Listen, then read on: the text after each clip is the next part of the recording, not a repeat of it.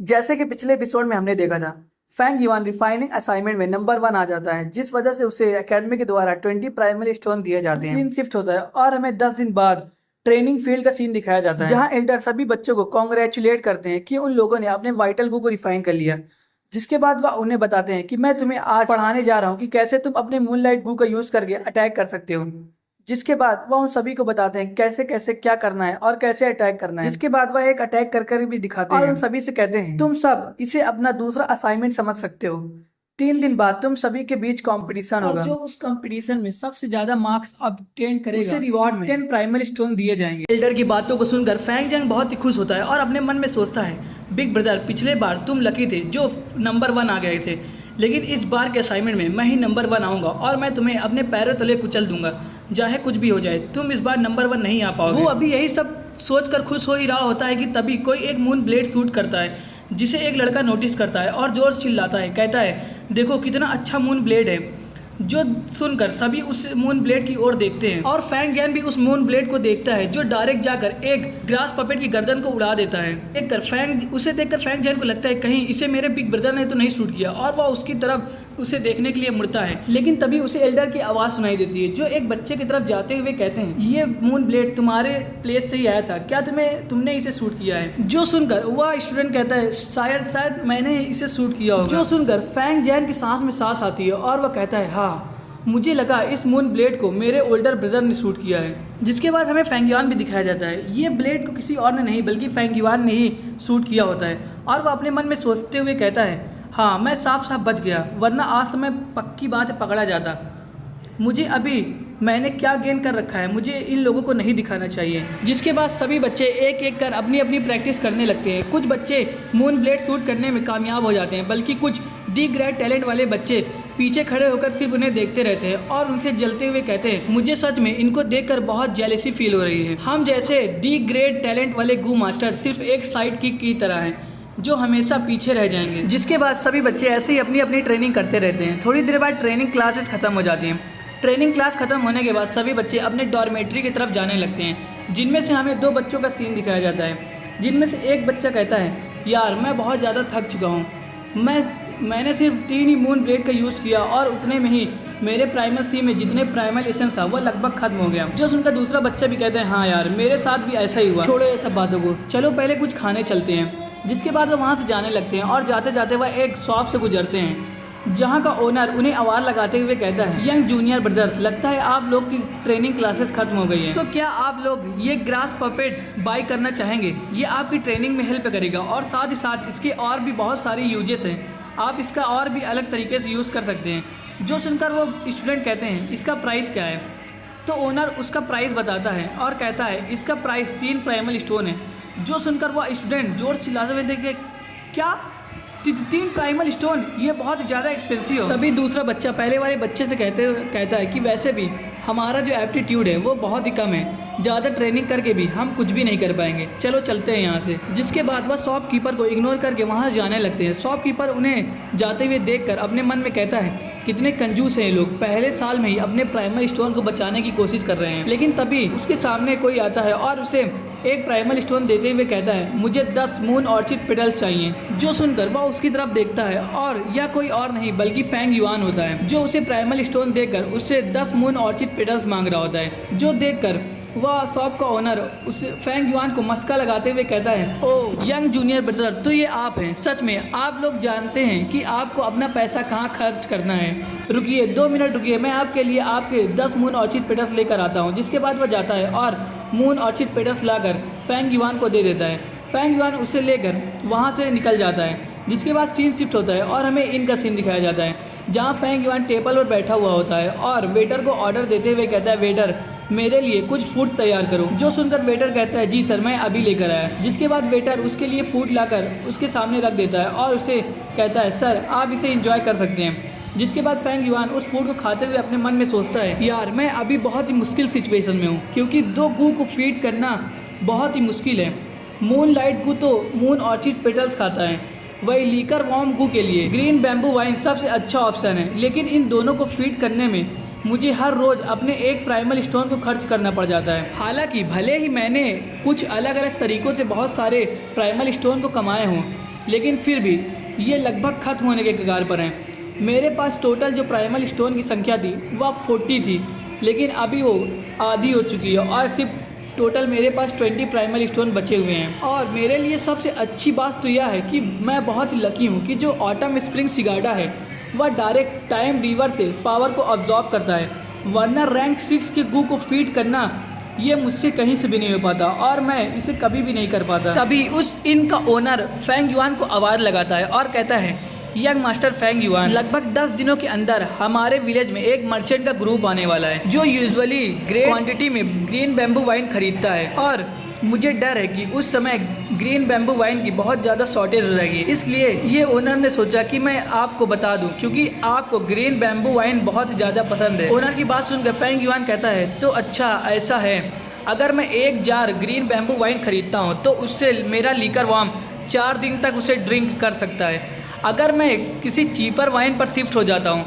तो मुझे उसके लिए बहुत ज़्यादा ग्रेट क्वांटिटी में वाइन खरीदनी होगी, जिससे बहुत लोगों का अटेंशन मेरे ओर जाएगा और वह मुझ पर शक करेंगे। जिसके बाद वह इन ओनर से कहता है, मेरे लिए 5 jar wine green bamboo wine prepare कर दो और मेरे साथ इसे डॉर्मेट्री में लेकर चलो।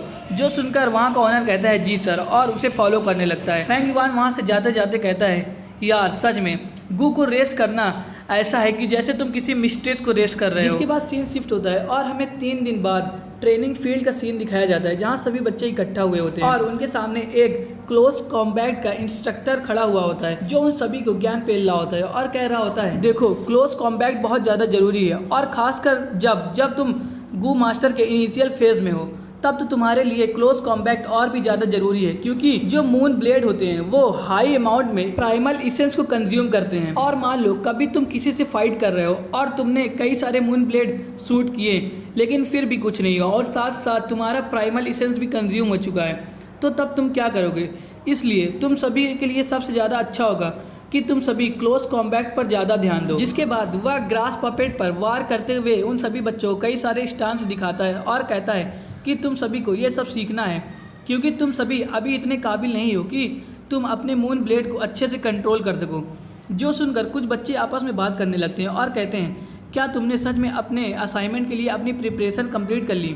जो सुनकर दूसरा बच्चा कहता है, नहीं, लगभग थोड़ा बहुत। मैं भले ही अभी 3 मून ब्लेड को शूट कर पाता हूँ, लेकिन जो मेरी एक्यूरेसी है वह बहुत ही ज़्यादा ख़राब है। जो सुनकर और भी बच्चे आपस में बात करने लगते हैं और कहते हैं, हाँ मेरी भी ऐसे ही कुछ हालत है। जिसके बाद सीन शिफ्ट होता है और हमें डायरेक्ट कंपटीशन का सीन दिखाया जाता है, जहां एल्डर उन सभी को बता रहे होते हैं कि तुम सभी को 5-5 बच्चों के ग्रुप में डिवाइड किया जाएगा और हर ग्रुप में 5 बच्चे होंगे और तुम सभी को बारी बारी कर बुलाया जाएगा। तुम सभी को जहां सामने आना है और इन लगे 5 पपेट पर एक एक कर टारगेट को हिट करना है। जो इन ग्रास पपेट पर अच्छे से हिट करेगा उन्हें उसी तरीके से पॉइंट दिया जाएगा। अगर तुम लोग इस ग्रास पपेट के अंगों पर वार करोगे तो तुम्हें सिर्फ 1 पॉइंट मिलेगा। अगर तुम इसके पेट और छाती पर वार करते हो तो तुम्हें 2 पॉइंट मिलेंगे, और अगर तुम गर्दन पर वार करते हो तो तुम्हें 3 पॉइंट मिलेगा, और अगर आप इसका डायरेक्ट सिर काट देते हैं तो आपको 4 पॉइंट मिलेंगे, और जो आपको हाईएस्ट पॉइंट मिल सकता है वो मैक्स टू मैक्स 12 पॉइंट मिल सकते हैं। आप लोगों में से जो जितना ज़्यादा पॉइंट गेन करेगा वही इस कंपटीशन का विनर होगा और वही इस असाइनमेंट का भी विनर होगा। के बाद वह पहले ग्रुप के बच्चों को बुलाते हैं। जो सुनकर पहले ग्रुप वाले बच्चे आते हैं और अपने अपने टारगेट को हिट करते हैं। जिसके बाद वह उनके पॉइंट को अनाउंस करते हुए कहते हैं, पहला बच्चा 1 पॉइंट, दूसरा 2, तीसरा 3, और वह गुस्से में कहते हैं, क्या तुम लोगों ने प्रैक्टिस भी की है? यही सब तुम्हारी एक्यूरेसी है? जिसके बाद वह सेकेंड ग्रुप को बुलाते हैं। सेकेंड ग्रुप में मो बाई और ची चैंग होते हैं और उनके साथ 3 और बच्चे होते हैं जिनका नाम हमें बताया नहीं गया। एल्डर की बात को सुनकर मो बाई और ची चैंग आगे आते हैं। उन दोनों को देखकर वहाँ खड़े जितने भी बच्चे होते हैं वह आपस में बात करते हैं और कहते हैं, सच में अब 2 बी ग्रेड के बीच में डुएल होगा, अब देखने में मजा आएगा। उन सभी की बात को सुनकर मो बाई अब हंसते हुए कहता है, इस बार तो मैं ही विनर आऊंगा। जो सुनकर ची चैंग कहता है, ये लाइन तो मेरी थी। जिसके बाद वह दोनों ही अपने टारगेट को हिट करते हैं। उनके टारगेट को हिट करने के बाद एल्डर अनाउंस करते हुए कहते हैं, मो बाई 5 पॉइंट और ची चैंग 6 पॉइंट। इसका मतलब ची चैंग विनर है। रिजल्ट को सुनकर सभी बच्चे उन दोनों की तारीफ करते हुए कहते हैं सच में ची चैंग तो मोबाई से भी अच्छा है। जो सुनकर ची चैंग अपनी हवाबाजी दिखाते हुए कहता है ये तो बहुत इजी था। जो सुनकर मोबाई कहता है हाँ इस बार बस तुम लकी थे और कुछ नहीं। जिसके बाद एल्डर तीसरे ग्रुप को बुलाते हैं। उस ग्रुप में फैंग जैंग होता है। फैंग जैंग को आते हुए देखकर सभी बच्चे आपस में बात करने लगते हैं और कहते हैं अब मजा आएगा क्योंकि ये एक ग्रेड का टैलेंट है, अब देखने में मजा आएगा। क्या सच में ये अपने एक ग्रेड टैलेंट के लिए वर्दी भी है। जो उन सभी की बातों को फैंग जैंग इग्नोर कर रहा होता है और अपने मन में कहता है बिग ब्रदर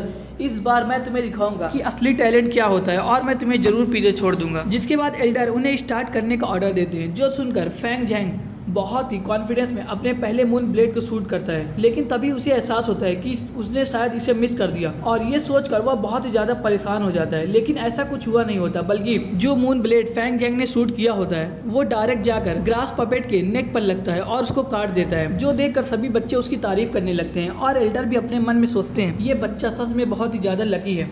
इसने जो एम किया था वो बहुत ही बेकार था, लेकिन फिर भी इसका लक इसके साथ दे गया। अपने एम को ना मिस होते हुए देख फैंग जैंग एक राहत की सांस लेता है और अपने मन में कहता है हाँ मैंने इसके चेस्ट पे एम किया था, लेकिन अच्छा हुआ कि ये मिस नहीं हुआ और जाके नेक पर लगा। मुझे अब अगला जो अटैक करना है बहुत सावधानी से करना होगा। जिसके बाद वह अगले अपने 2 अटैक को करता है जो चेस्ट पर ही जाकर लगते हैं और एल्डर अनाउंस करते हुए कहते हैं फैंग जैंग ने 3 बार अपने टारगेट को हिट किया है, इसलिए इसे 7 पॉइंट मिलते हैं।